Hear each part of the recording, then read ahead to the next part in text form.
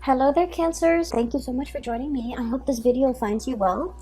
And before I start with this reading, I just want to say a few things here. I feel like the main energy for this month, we do have a Mercury retrograde that started on the 18th of February, and it's going to continue, especially through the first week of this month. And so, what Mercury retrograde does for you guys, and I'm seeing it here in this spread, is that it's going to make you walk down memory lane, okay? Not physically, but I feel like emotionally. It's going to drag up a few things from your past that you might not have reconciled with. And it's going to, I guess, like trigger some of those events, some of those circumstances in the past that you felt like things could have, taken a different turn. Things could have turned out in a different way. Things could have been different. Okay, so you're going to go through, especially the first week, through this period of it's a slump. Okay, it's a walk down memory lane. It's going to evoke some of those feelings that might not be completely pleasant. Okay, so I guess the challenge for you guys for this month is to kind of come to terms with them.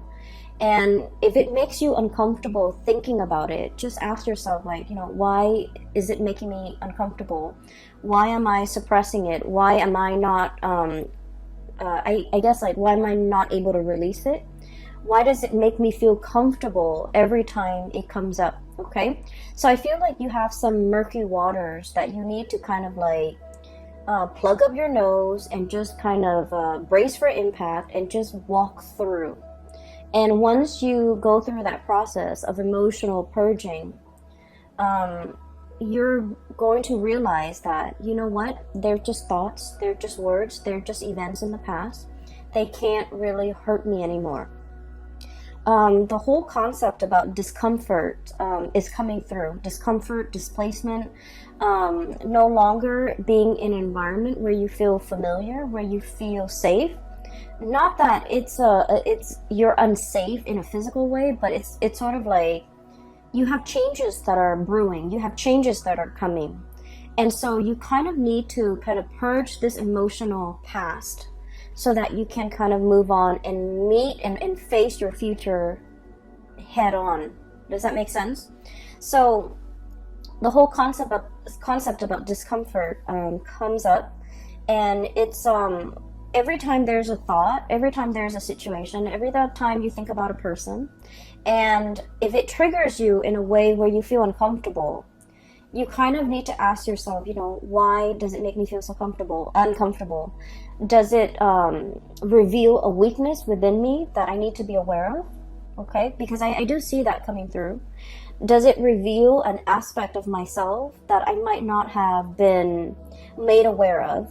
Does it reveal something about me that I need to come to terms with? Because a lot of the times when we're dealing with another person and our interpersonal interaction with another person, it reveals a lot about us, okay? And the things sometimes that we dislike or we find repulsive in another person, if we dig deeper, I feel like there's some underlying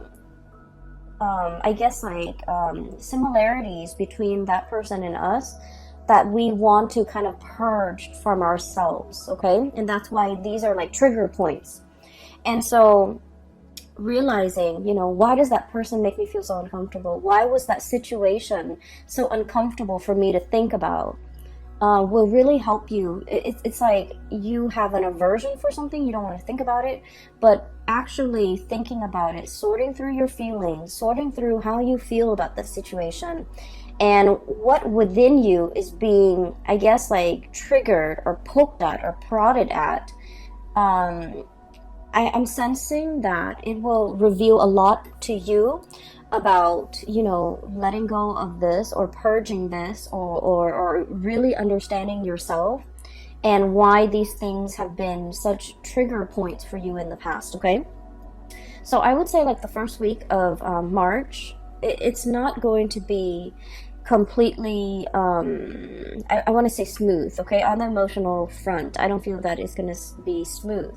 However, as we progress through the month of March, you're going to be in a much better frame of mind, and you're going to feel so much better, so much lighter, and the purging needs to happen in order for you to feel lighter. And I feel for many of you it is emotional purging.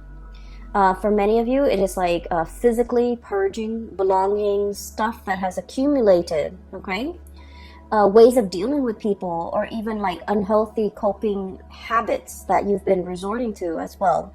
So I do feel like there's a lot here to be said about growth, about self-awareness, about really understanding yourself and realizing where your strengths and your weaknesses lie, so that you can work to fortify your weaknesses and you can work to enhance your strength. Okay, so it's all about self-care, it's all about self-awareness, it's all about, you know, grooming the self in preparation for all the really wonderful good things that you have coming for you.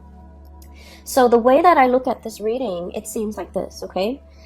Honestly, everything that is over here is phenomenal, okay? We do have these two cards that they're coming out very early on in the spread, so I feel like their energy can feel a little bit heavy. So these are emotionally heavy cards. And then if you can, you know, find yourself kind of like bouncing above this or overcoming this, everything here looks very promising. All right.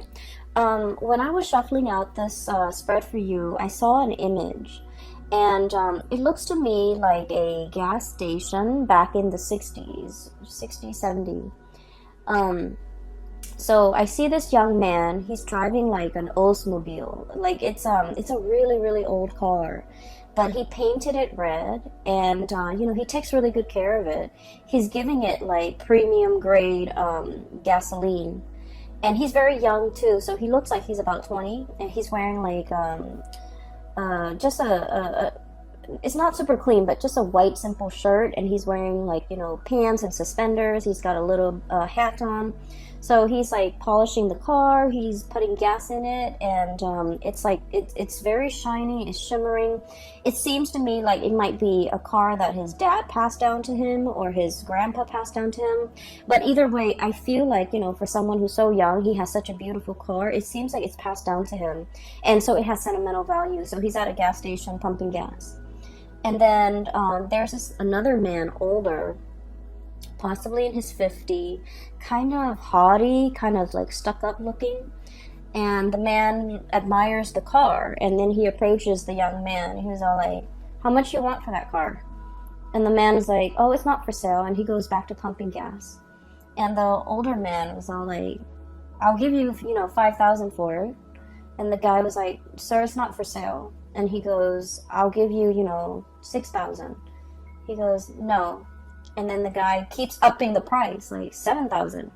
And the young man tries to ignore him. And the older man, he's kind of like getting kind of upset, feeling like he's ignored, feeling undermined, feeling like, you know, "Why don't you want my money?" Things like that. And so I feel a little bit of a standoff, like a little bit of a confrontation between these two people. And it's done in a very subtle way. And the older man is thinking, well, everyone has a price, you know. There's a price for everything. And then the young man just keeps ignoring him, and he goes about his business, wiping the car, and while the gas is filling up. And the older man was all like, well, everyone has a price. He tells the young man that, and the young man was all like, "This is not for sale." Or, you know, like, "I'm not for sale," or "I don't have a price." Okay? So when I saw this, I was thinking, you know, you're pretty much like the young man, okay? And the mentality here is that, you know, there's a situation that you're not really compromising on, okay? So it could be like a negotiation, a bartering process where somebody is trying to get the best deal. And I feel like you're very fixed about what you will or will not compromise on. And you're very fixed about what you will or will not tolerate, or you're very fixed about where you stand, okay? It's like, I will not budge from this position. So it's very much about defending your territory, not letting people walk all over you. But at the same time, the underlying message here is you're staying true to yourself, and you're realizing there are some things that money really can't buy, okay? And so when I saw that theme, I feel like the energy is played out in both of these cards. So first of all, we have here the Ten of Swords and the Seven of Pentacles. And let me talk about these two cards in tandem, because I feel like for many of you, you're going through this very reflective, introspective mode, and you're trying to, you're looking at events from the past. You're looking at everything that you have done, okay? He's got a broom in his hand. Little red broom right there, and it's like cleanup, okay? Major cleanup, major repairs, major like overhaul, okay? Like I feel like it's cleanup, cleaning up the pieces of your life, cleaning up a situation that has gone astray, cleaning up a situation that has gone awry, cleaning up after a potentially like an aftermath of some event that was not completely desirable, okay? Cleanup is messy. Cleanup is, no one wants to do it, honestly. And so I feel like there's a situation here where something needed to be cleaned up. And you've gone through that process of cleaning up. And you're sitting still, contemplating, and trying to figure out, what was that all about? What could I learn from it? Why did it happen? Why did these events happen the way in which they did? And, how do I ensure that it doesn't happen again in the future? I feel like there might have been a falling out, okay, between you and another person. I have here the Ten of Swords. And the Ten of Swords is sort of like being very hurt by the actions and the words and that somebody, it's like somebody saying something or doing something to you that is very, very hurtful, okay? And with the Ten of Swords, it's like, whoever that's launching the swords, they had 10 tries and they hit the target every single time. So it feels like it's very personal. It feels like very directed. And it feels like, I feel like somebody really hurt you. Somebody might have said things that really triggered you. Somebody might have aimed for your weak spot. Somebody might have, kind of like hit below the belt or targeted at you in a way where it was very directed, it was very purposeful, and it was done in a way that was like, there's no coming back from it. There's no way to say, oh, I'm sorry, and make the situation go away. There's no reviving the situation. There's nothing that anyone can do now to make all the pieces come back together. And so I feel like there was a situation in your life that has, ended, and it ended in a pretty crappy way. And so you're looking at the aftermath. You're looking at, why did this person do what they did? Why did they behave in such a manner? What did I do to deserve this? And are they aware of how much they've hurt me? Are they aware of, how sensitive I am? Because Cancers, you guys are very deeply sensitive. And that is why you don't go out of your way to hurt anybody. Because you understand that, words can cut and words can't be rescinded. They can't be taken back. And so I feel like you're contemplating and trying to understand the situation. Why did they say such hurtful things? Why did they do what they did? You're struggling to try to understand, like, why did they take it so personally? Or why am I even taking this so personally? And what you have to understand, though, is I feel like, there was a situation here where somebody's ego was at stake. Okay, somebody's like, somebody either felt very ignored, somebody either felt very undermined, kind of like that man, it's like, I'm here, I'm trying to make you an offer, and you're not even listening to me, you're turning away, and things like that. And I feel like you were dealing with somebody, and whatever you told them, they couldn't take no for an answer, okay? It's like telling them no multiple times. And you guys in general are not super assertive. But when you say no and then they refuse to acknowledge your no, or they refuse to accept it, I feel then, you start to ignore it. And then I also feel like this person was like fighting for attention.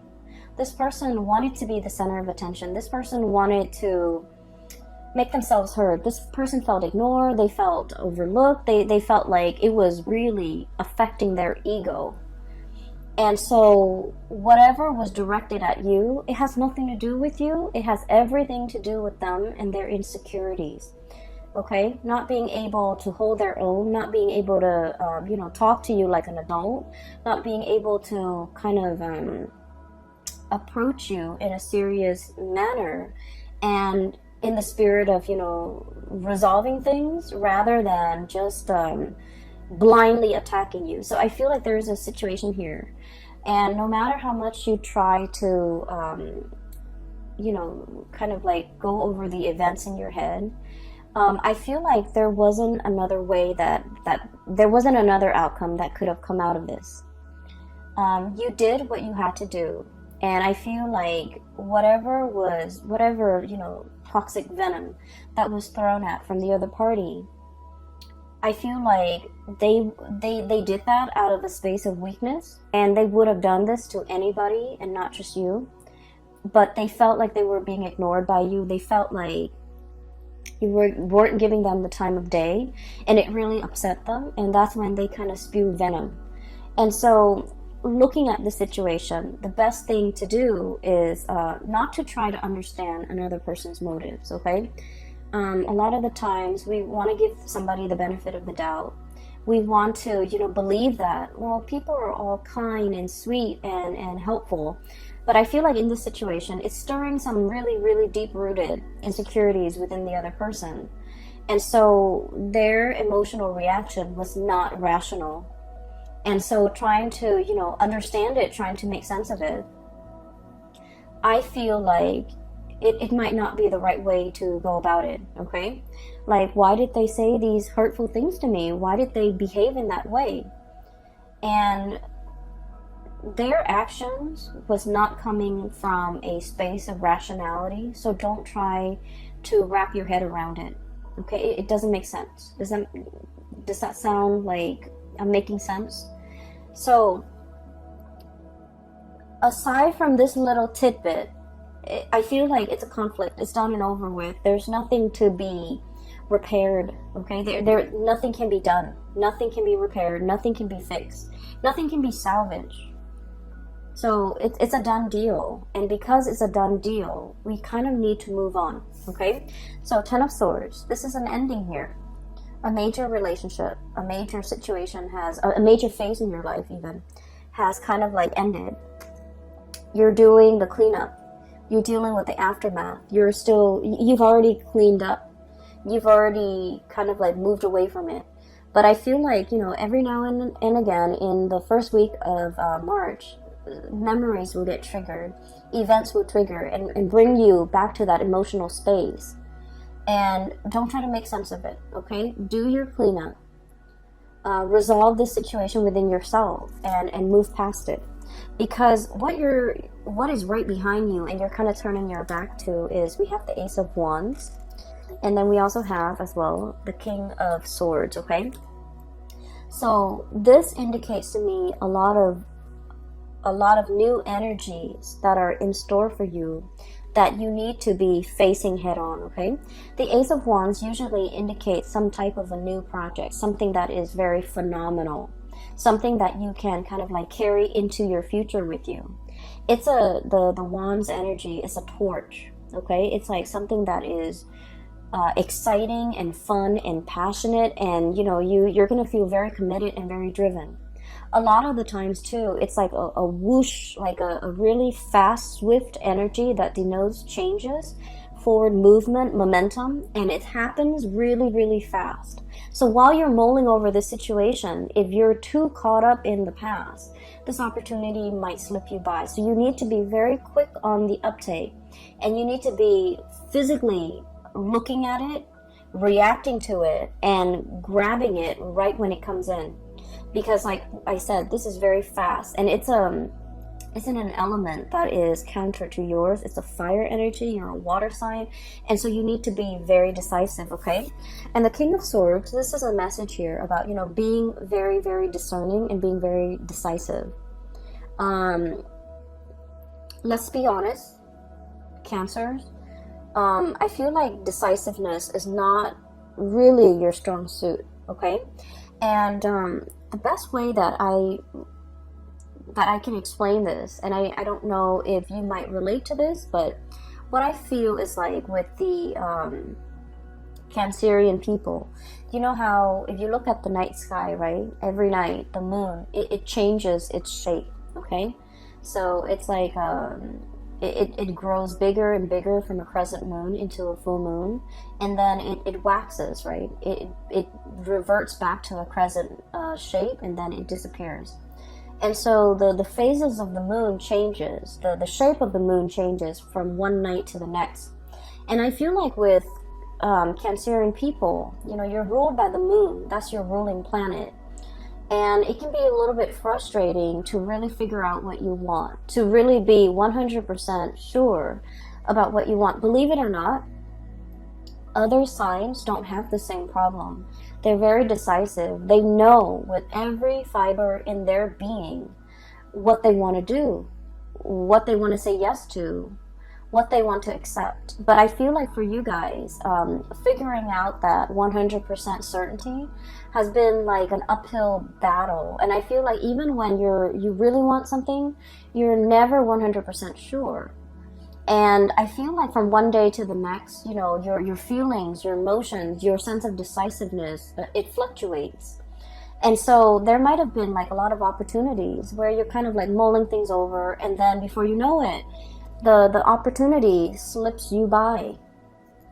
And there might have been times when you're just kind of like thinking about all the missed opportunities, all the things that slipped you by while you were waiting to make a decision. And so the message here is life is accelerating. It's not going to stop. And life is not going to put itself on hold on account of any human being, on account of a mortal. Life happens. We need to roll with the punches. And so taking the time to mull things over is definitely, you know, something that everyone should do. However, I feel like there has been missed opportunities, multiple missed opportunities. While life was throwing you curveballs, while you were distracted with other things, I felt like the more important things really slipped away. And so for the month of March, we are reminded here with the King of Swords, this is the energy about being decisive. This is sort of like looking at the past and just realizing, you know what, that doesn't serve me any purpose, wallowing in self-pity, I'm going to cut that off. And using that sword of truth here and slicing that out. And then looking towards the future, here's a good opportunity for me that will make me tremendously happy. Queen of Cups, look how ecstatic she is.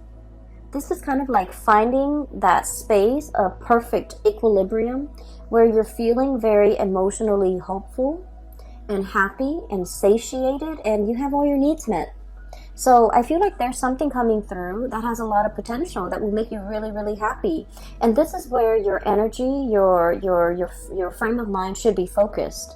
And so you have to be aware of the tendency to kind of like wallow in this situation and then moving away from that, recognizing when it happens, recognizing the heaviness associated with it, so that whenever that heaviness creeps in and you start to feel it in your being, right, you want to shake it off and move yourself here.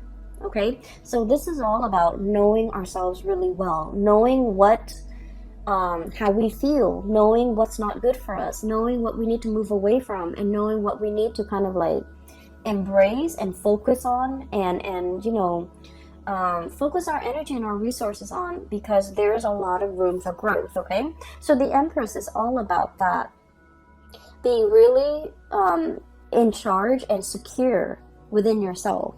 The Empress is about abundance, it's about creation, and it's also about like, it's somebody who's very nurturing, very caring. And whenever I think of a Cancerian person, I think of the Empress, because the Cancerian person, they will invite, guests to their home. They will feed their guests. They will make sure everyone is comfortable, everyone's happy, everyone is thoroughly fed. And it's like being very gracious, being a really good hostess, but really caring about another person's well-being, really caring that the person has enough to eat, really caring that the person is, not suffering from the cold and the heat or the chills of the elements. So I feel like there's a lot of opportunities here where you are in charge. You're going to be either taking care of people or, making sure that people are well taken care of. And so I feel like there's some project here that are in the works for you that will make you really happy. It's kind of like right up your alley, and it speaks to it will require you to tap into all the skills that you're very proud of within yourself. Being a good caretaker, being of service to other people, being in an environment where you can, make a situation better for a group of people, for humanity in some way. So I feel like it's not ego driven. It's a position or a situation where you can put all your skills to good use, and this is where your energy needs to be focused. Okay.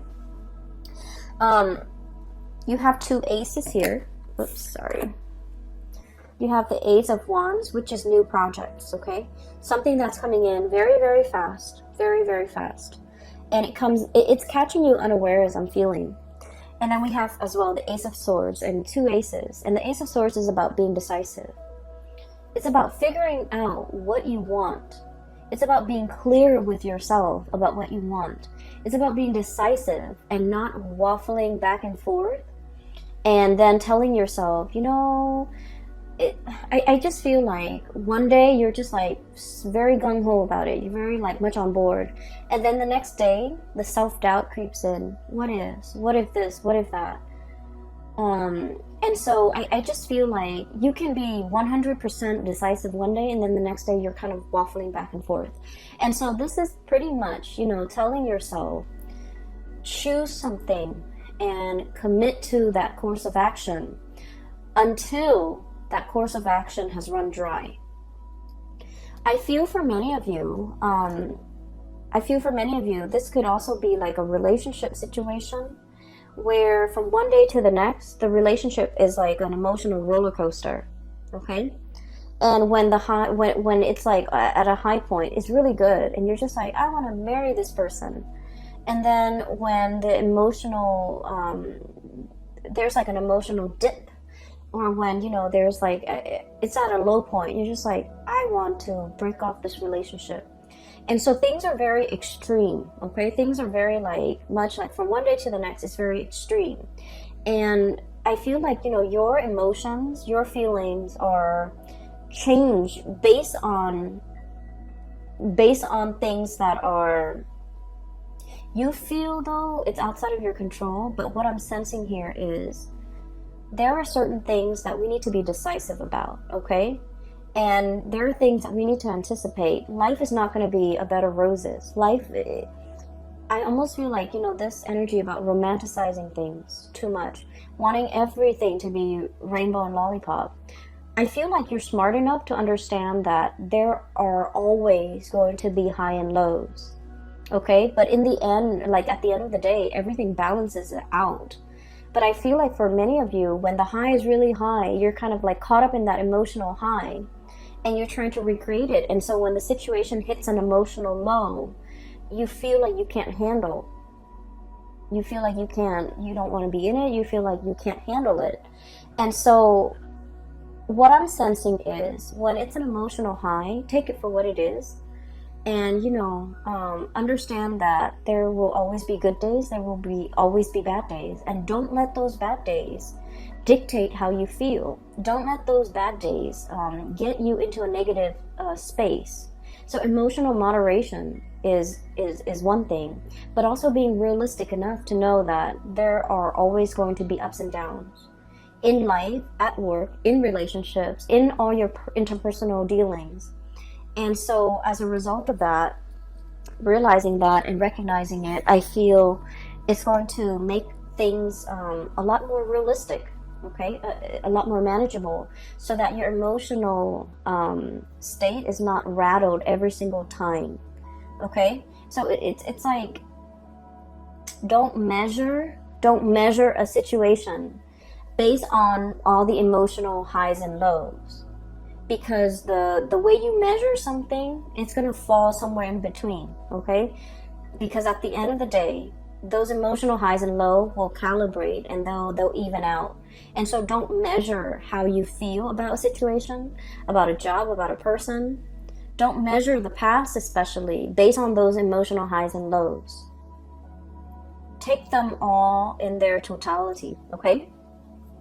I do feel like there's going to be a lot of communication coming through, okay? So we have here the Messenger, Page of Swords, okay? This is like somebody with envelopes, like physical mail that you are getting at your door, okay? Packages, mail, communication, emails, text messages, phone calls, and things like that. Keep your phone charged. Make sure that you're not missing anything. I also feel like there is an element here about reading something too fast and then shooting off an email and then finding out that, you know, that you might have read something incorrectly. So really taking the time to scan those emails, to sit still and be, you know, and diligently read everything that's included in that message, rather than what you want it to say, or rather than what you think it's saying to you.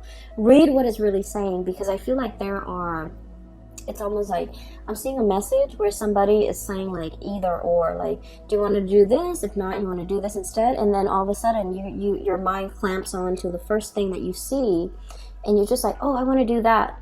And then, so I feel like, you know, there's a fixity, like a fixedness when it comes to reading what you think you want it to say, rather than what it's really saying to you, okay?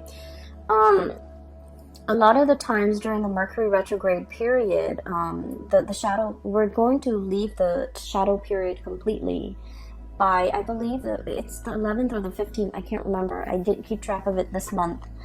But what it does is that when the Mercury retrograde cycle is happening, Mercury, the planet that facilitates communication, mental processes, processing information, and so forth, is not in the sky. It's working its way backwards.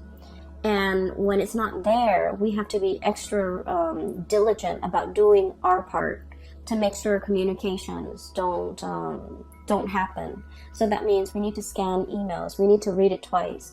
We need to make sure something is sent. We also need to make sure that we don't miss messages or important communication that's coming through. We also need to make sure that when we say something, we explain ourselves so that other people don't misconstrue what we say. And so I feel like it's an important time to, you know, take that extra protective measure to make sure that you're reading what is really on the page, not what your mind wants to see, okay?